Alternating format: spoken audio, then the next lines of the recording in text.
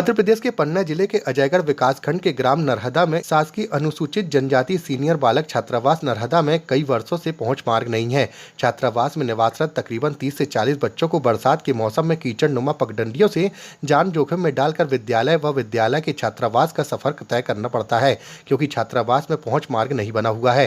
छात्रावास के चारों ओर खेतों में फसल लहलहा रही है। उन्हीं फसलों के बीच स्थित खेतों की पगडंडियों से बच्चे जान जोखिम में डालकर पगडंडियों से गुजरने को मजबूर हैं, क्योंकि खेतों की पगडंडियों से गुजरने में जहरीले सांप एवं बिच्छू और कई जीव जंतुओं के द्वारा काटने का खतरा बना रहता है। छात्रावास के अधीक्षक व आसपास के लोगों ने बताया कि छात्रावास 1988-1989 में निर्मित हुआ था।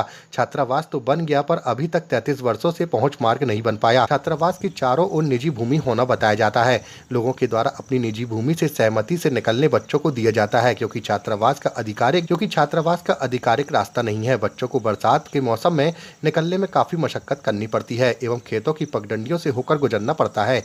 कई बार जो है अपने वरिष्ठ अधिकारियों को मतलब जो है जिला डीओ साहब को अवगत करा इस संबंध में, और आवेदन के द्वारा निवेदन भी किया, कई बार मौखिक भी कि सर हमारे यहाँ बहुत समस्याएं हैं, मतलब पैदल चलना पड़ता है, बरसात किसी समय में कीड़ी मकोड़ों का भी खतरा रहता है। उन्हें ये बताया कि अवगत कराया, मुझे उनके द्वारा बताया गया कि बजट इतना नहीं आता है कि मतलब जो है इतना रोड का निर्माण कराया जा सके, और यदि बजट आएगा, जैसे ही बजट आ जाता है तो मैं आपकी समस्या का निवारण। रास्ता बहुत ही ज्यादा खराब है और बरसात में तो आना मुश्किल हो जाता, तो बच्चे कैसे आते होंगे?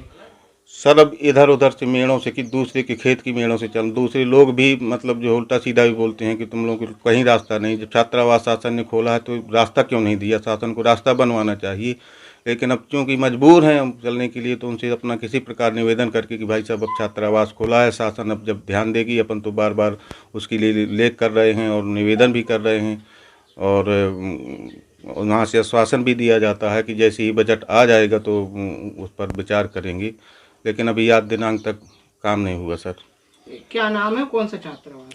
शासकीय आदिवासी। तो वहाँ से आते महुआ तरफ से, तो यहाँ बहुत खासा जब पानी बरस जाती तो बहुत कंडीशन होती है। अगर कोई व्यक्ति यहाँ अगर होता है बीमार हो जाता है तो यहाँ बहुत कंडीशन होती है। कैसे आते तुम लोग? फिर पैदल आते हैं, क्या करते हैं? तो कहाँ से कैसे आते हैं? खेतों वाले यहाँ से वो उधर लेते हैं, आने जाने में दिक्कत होती है तो चले आते हैं। अब मुसीबत है, क्या कीट पतंगों का खतरा नहीं रहता है? रहता है तो क्या करे सर, बहुत ज्यादा कोई कीड़ा उड़ा। कैसे आते फिर चले आते, मजबूरी में आना पड़ता है, क्या करते हैं? फिर कहाँ से आए? क्या नाम है तुम्हारा? मथुरा प्रसाद। कौन सा छात्रावास है? सीनियर बालक छात्रावास नरहदा। पानी वानी गिर जाता है तो बहुत कीचड़ होती है, फिर पैंट ऊपर सकोड़ के जाना पड़ता है। यहाँ मेड़ से भी जाना पड़ता है। कोई आदमी लोग मना करते हैं कि यहाँ मेड़ से ना जाओ, अपने मेड़ से नहीं जाने देते हैं। हमें बहुत समस्या होती है स्कूल आने जाने में। और कोई लोग अगर गाड़ी वाहन ले करके आता है, कोई आ भी नहीं पाता, वहाँ खड़ी करके आता है, कोई डिस्टर्बिंग बहुत होती है। तो कीट पतंगों का खतरा नहीं रहता बरसात के मौसम में? कीट पतंगों का नहीं तमाम खतरा रहता है। तो फिर कैसे, कहीं किसी से कहा नहीं रोड बनाने के लिए? बोला है तो बोल रहे हैं कि बन जाएगी। क्या नाम है तुम्हारा?